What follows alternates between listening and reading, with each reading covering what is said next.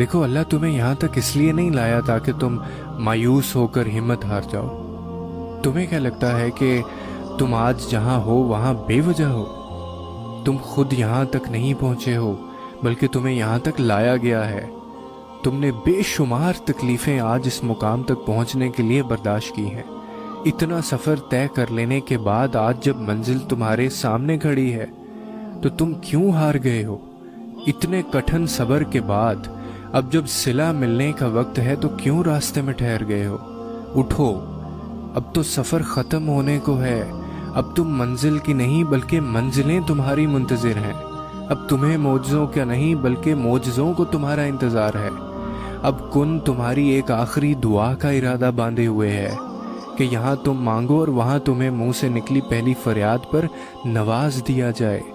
اب صبر کے زمانے گزر گئے ہیں، اب صلے ملنے کا وقت ہے۔ اب بات سسکنے کی نہیں رہی، اب قبولیت کا وقت ہے۔ اب مسافتیں ختم ہونے کو ہیں، اب آنسوؤں کے مسکراہٹوں میں بدلنے کا وقت ہے۔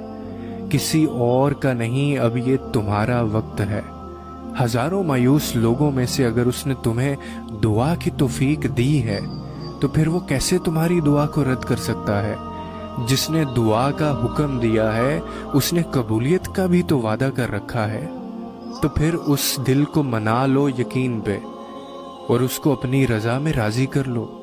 اگر اس نے راضی نہ ہونا ہوتا تو وہ تمہیں کبھی بھی منانے کا اشارہ نہ دیتا، اور وہ یقیناً تمہیں وہ سب دینے والا ہے جس کے لیے تم راتوں کو اٹھ اٹھ کر رویا کرتے تھے۔